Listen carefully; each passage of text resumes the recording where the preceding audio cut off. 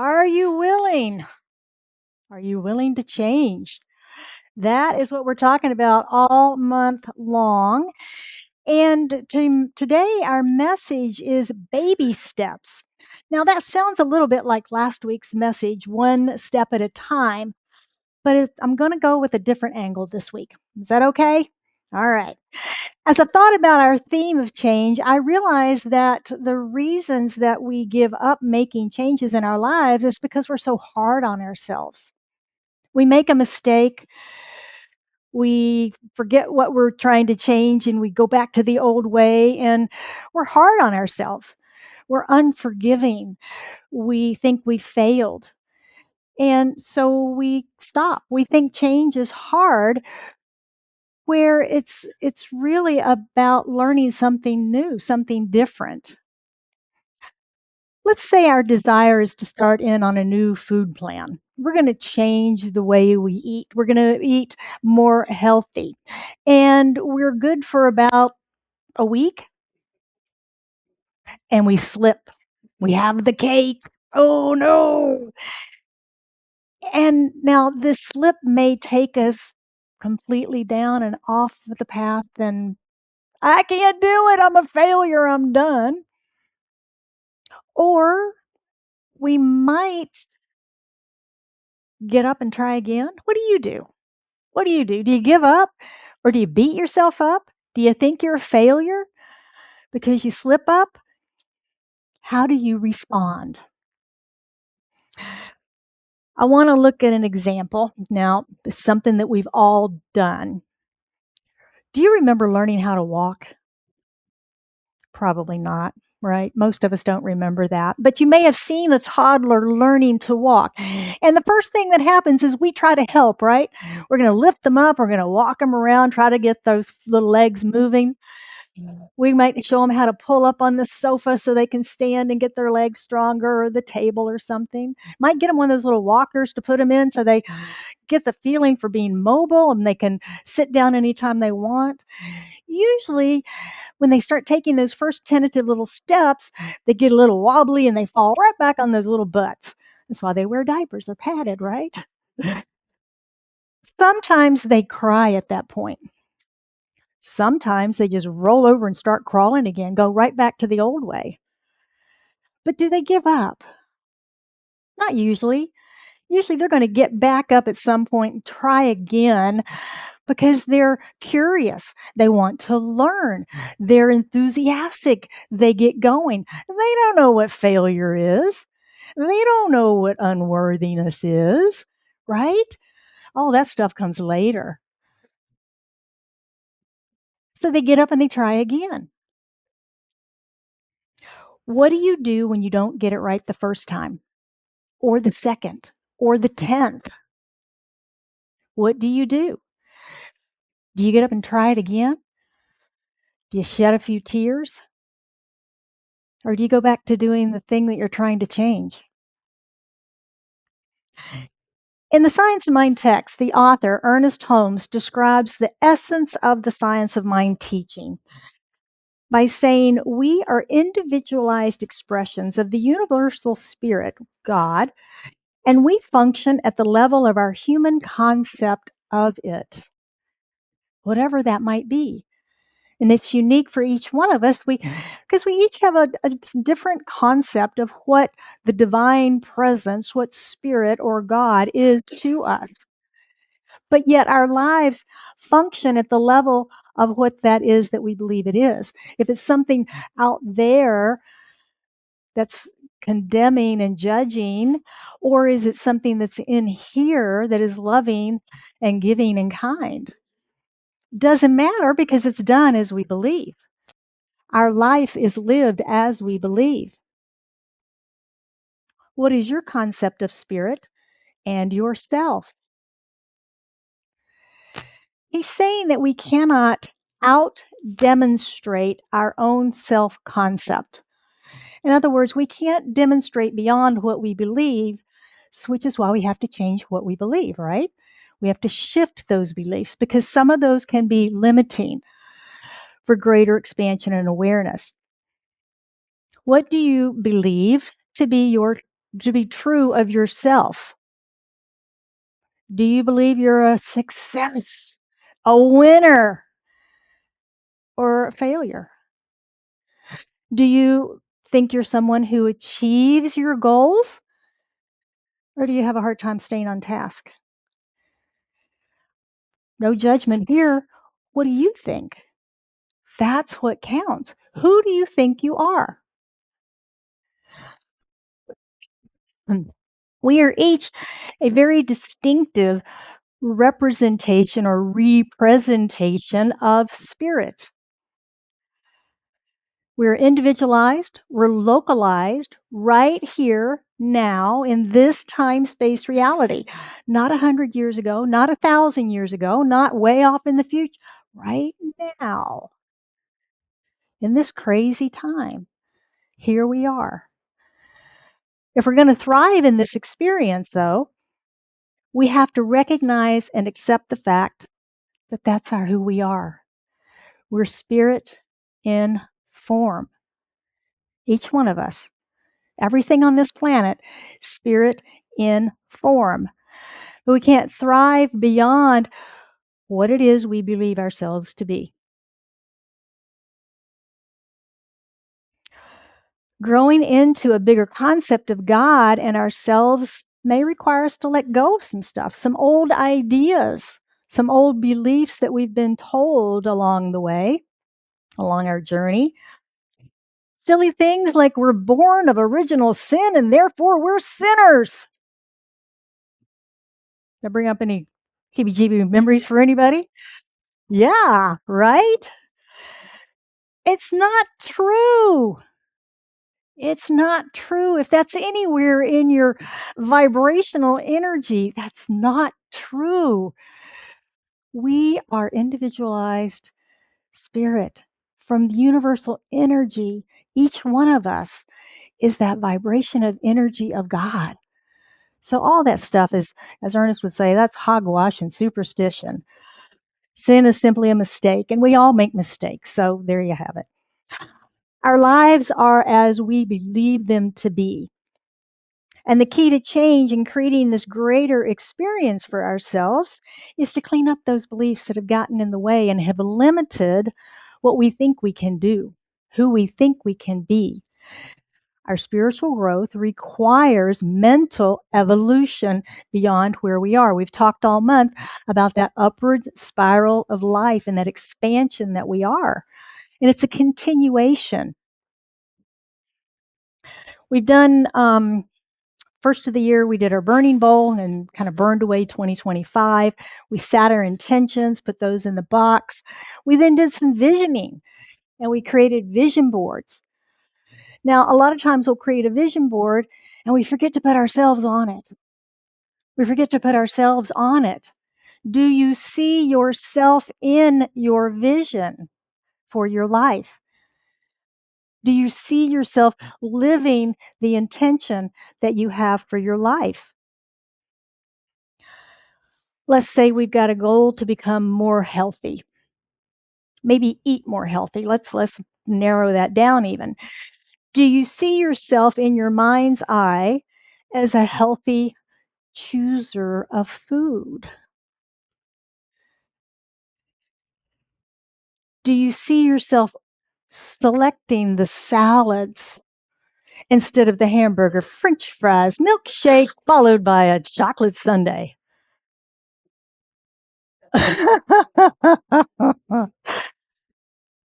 Are you someone who doesn't have after dinner snacks while you're watching TV?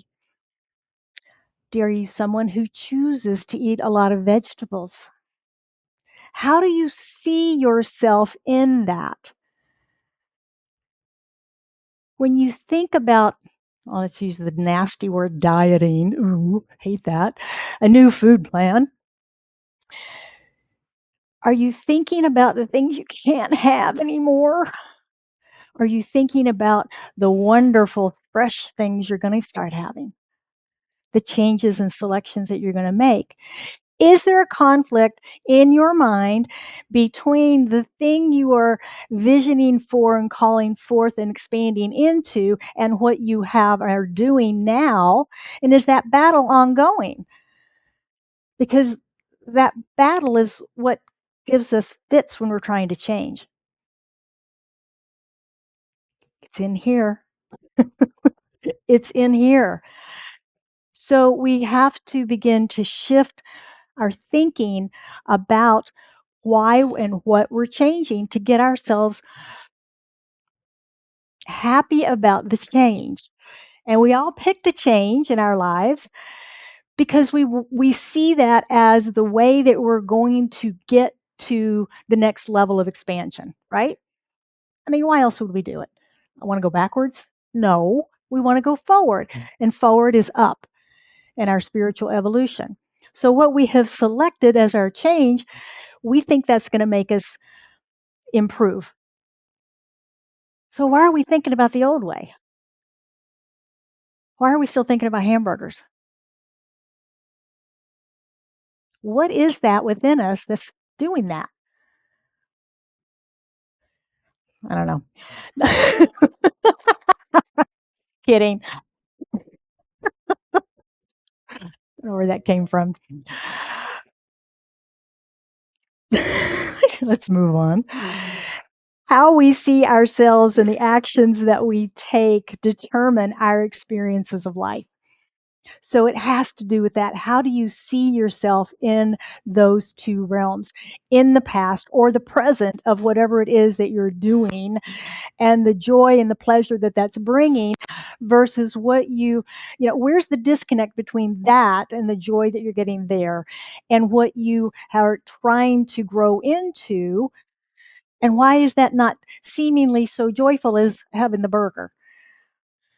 Why do we perceive that salads and vegetables or lean cuts of fish or meat or something healthy, why do we perceive that that's not fun? The good stuff for good things that are good for us aren't fun. Why do we have that connection? And can we break it? Can we break it through changing our thinking? Taking baby steps is how we change it. A lot of times we approach our intention for the year, our vision board, as I want it all and I want it now. Many of us are of the baby boomer generation, and we were accused of that a lot, weren't we? Oh, y'all just want everything and you want it now. But baby steps reminds us that we're learning to see ourselves differently and learning to take different actions in our lives, just like we did when we were little kids, one step at a time. And we need to heal our concept of failure. We need to heal our concept of failure. We need to become curious and try new things. We need to learn to see ourselves differently in the new place of the new vision that we're holding, as opposed to in the current place that we are, that we say we want to move from. Now, I have a little recent experience with this, learning how to see ourselves differently. Most of you have been on this journey with me. Remember this, Joe? Remember that? How about this one? Yeah, and how about this one? Yep, there we go. Same person, about 12 months difference. I was a redhead for all of my life, and I decided I was going to stop coloring my hair, and so I couldn't rush that process. Yes, there's ways, but my hair's not the type that would take it, so I had to grow it out baby step by baby step, day by day, month by month, and I made it. Now, I'll admit I did borrow a platinum wig from a friend to try it on before I made the commitment to do it, to just see if I could stomach doing this. And I could. But like I say, I knew it was going to take at least a year and that I would have a lot of bad hair days. And I had a lot of bad hair days, about 365 of them, actually. But I will also admit to you that I was pushed by pain more than I was pulled by some vision of having silver hair. I've always fancied myself a redhead with a redhead's personality. So now I'm calling myself a platinum with platinum personality. But anyway, I was pushed by the pain of the hassle of going to get my hair colored every 3 weeks. And then the expense that just kept growing every year. And so one day I just said, enough. I've had enough of this. And that is the attitude of pushed by pain. I've had enough. I've got to make a change. We've all been there at some area of our life, yes? So, what can we do to allow ourselves to instead be pulled forward by the vision of the change that we seek? What can we do? Rather than waiting for that pain to get so bad in a current situation that we have to give up, we have to make a change, we have to do something different. Last week, our spiritual practices were meditation and breathe and wait, right? Patience. Today, we're looking at affirmations and spiritual mind treatment. Do you ever wonder why affirmations don't work? You ever had them not work? Sometimes they don't. Usually it's because we don't believe them. We just flat out don't believe them. We don't believe that we're actually worthy of the thing that we are affirming. Our inner critic gets real active, right? Don't believe it's possible for us. Tell us all the reasons we shouldn't do it. If we don't believe it, an affirmation will not work. We have to be willing to accept the manifestation of our dream, our goal, our vision, our desire, our affirmation, our spiritual mind treatment. We have to check in with ourselves and make sure that whatever we're affirming, we're willing to receive. And that critic will start saying things like, ooh, your friends might not like you when you make that change. Ooh, life's going to be different. Ooh, that's going to be scary. Ooh, do you think you should do that? That's not safe, right? Our first song this morning was called I Am Willing. I am willing to experience the wind of change, even though it burns my eyes. There's some beautiful lyrics in that song. If your inner critic wakes up with your affirmations, if it starts talking about doubt and unwillingness and digging in the hills, scaring you, it might be time to do some inner work, some inner healing work at that point. To heal the trauma, to heal the drama, to heal the unworthiness from the past. All that stuff we learned between the time we learned to walk and now about failure. It may be time to do some inner healing work so that we can begin to believe those affirmations. As long as our inner conversation revolves around those negative things, we will never believe an affirmation. It's important to know the voice of your inner critic. We talked about this some last week in our meditation practice, that our meditation practice helps us to become familiar with the difference between the critic voice and spirit, intuition, soul speaking to us. That critic is usually what we hear when we affirm something better for ourselves. If you just take time in the quiet and you affirm to yourself a heart's desire, something better, something that you want to receive, and you hear anything that says otherwise, that says it's not possible, that is doubting it, that's your inner critic. These conversations make us feel worse, and they make us feel like a failure. Oh, I can't do it. I knew I couldn't do it.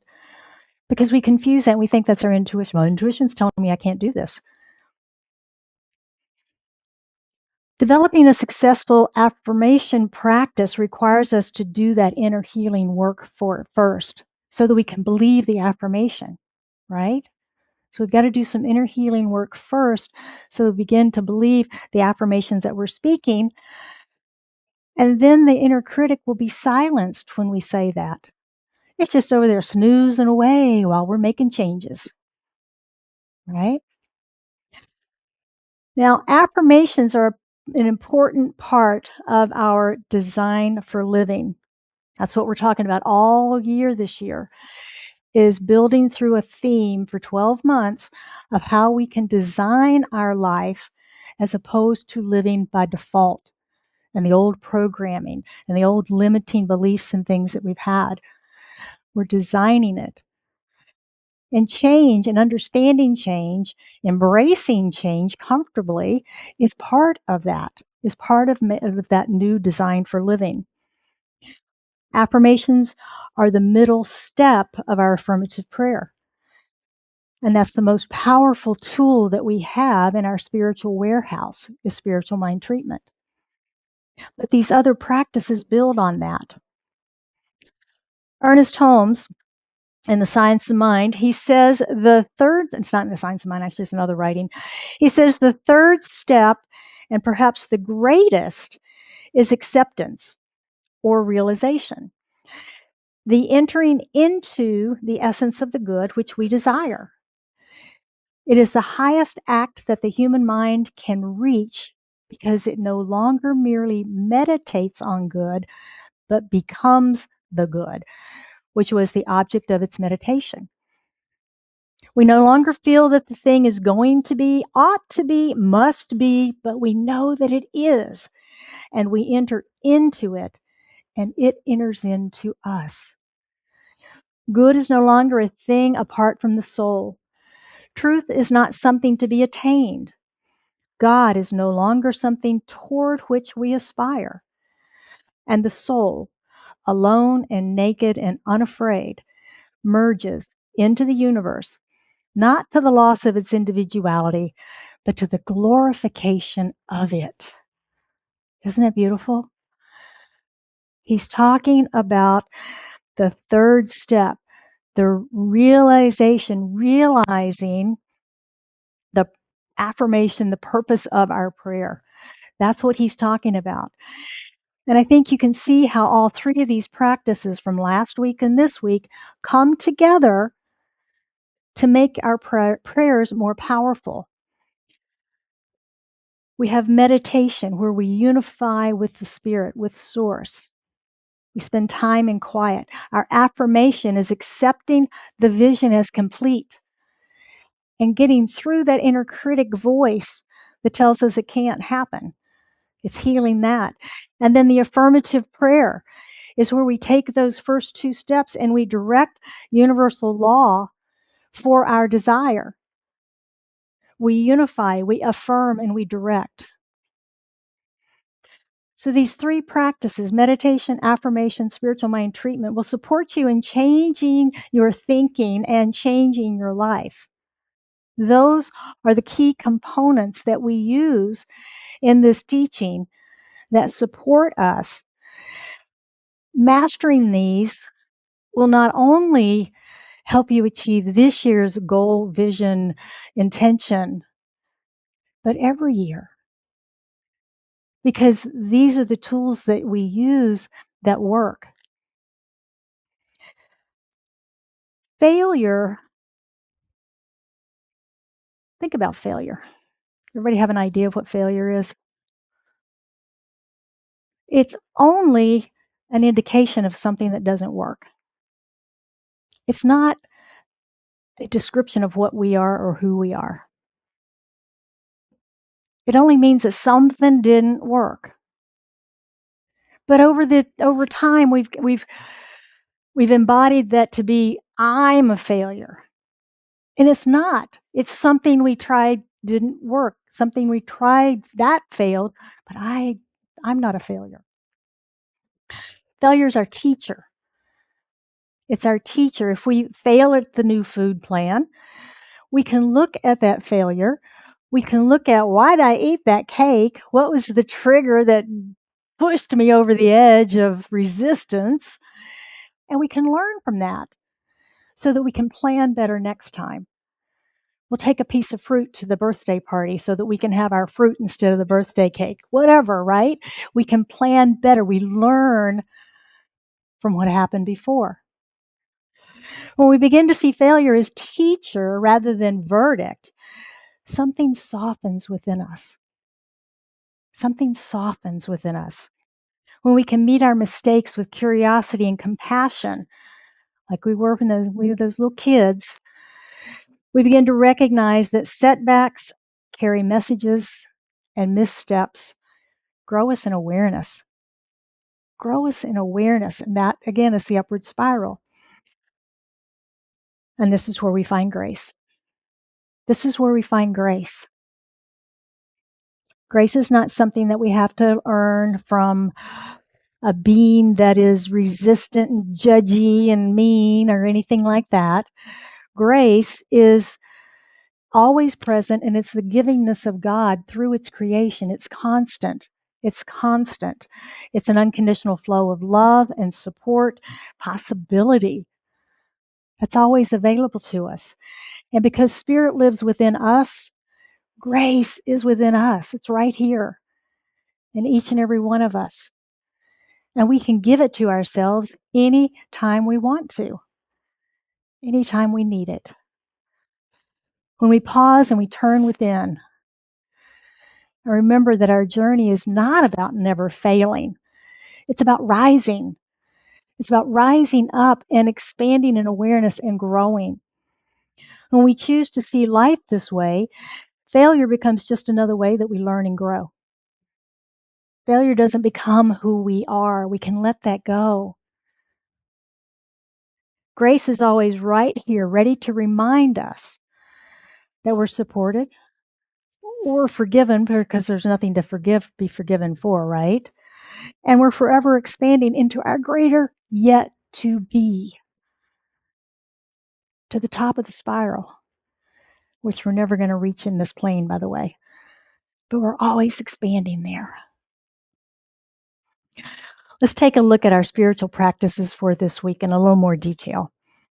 We're talking about affirmations. This week, write an affirmation for your vision, your dream, or your intention, whatever you call that for yourself this year. Notice if your inner critic kicks up some dust. Notice what your inner critic does.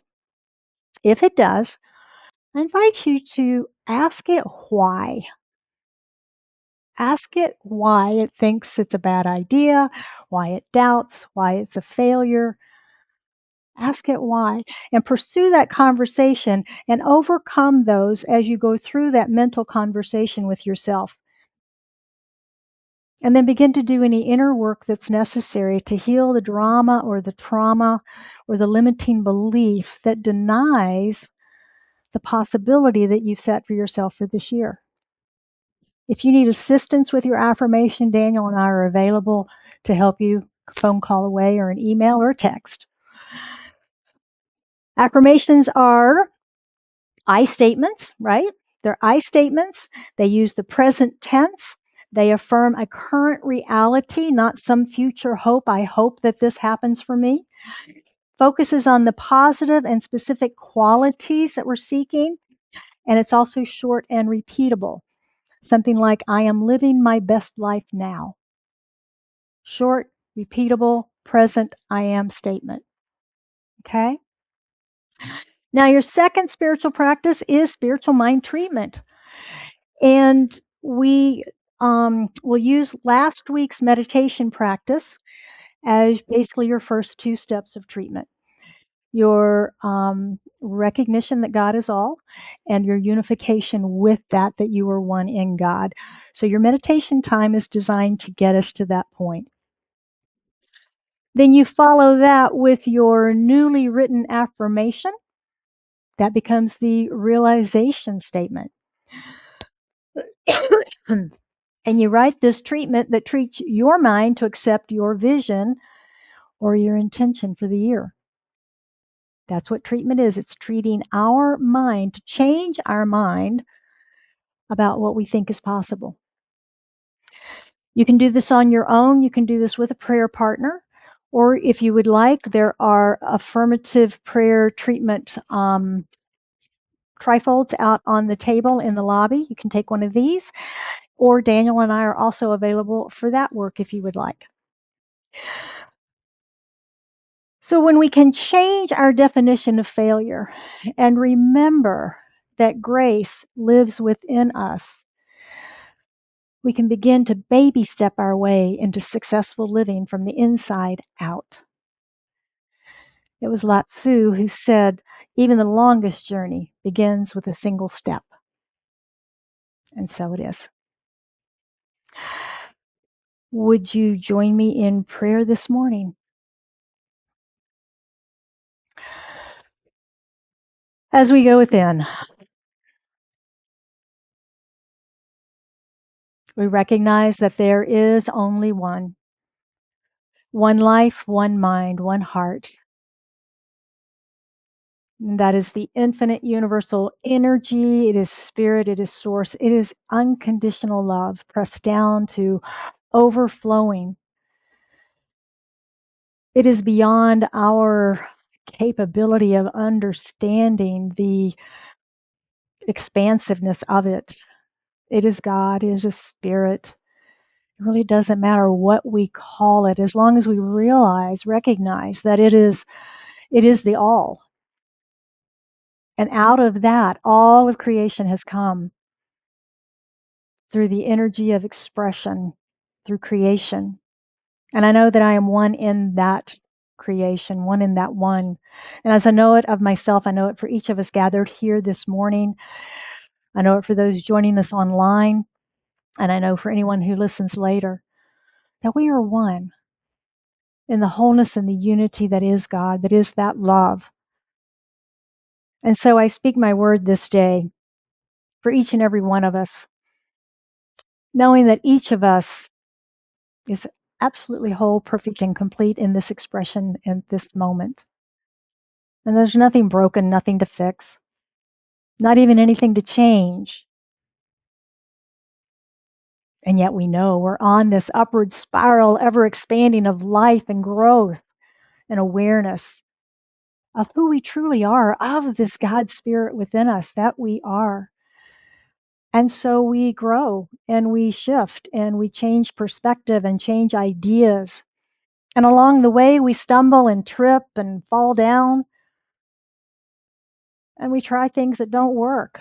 We try things that fail, but we are never failures, for we are divine.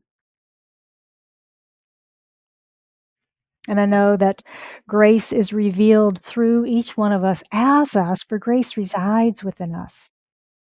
We can tap in at any time and give ourselves that little bit of extra love, a little bit of extra grace and understanding, peace and wholeness. I speak my word this morning for and about all people on our planet,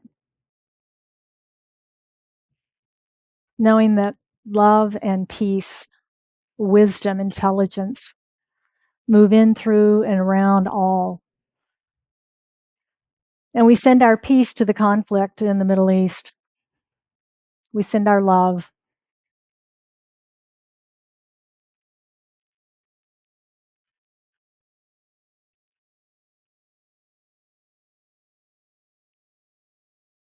And I know for anyone that has anything on their heart this day that they seek prayer for, that as they lift that into this consciousness of prayer, into this community this day, that we hold them in the light. We hold them in our love. And we just send our love all the way around our planet. It is with thanksgiving that I release this into the action and activity of law, knowing that it is done. And we affirm this truth together by saying, and so it is.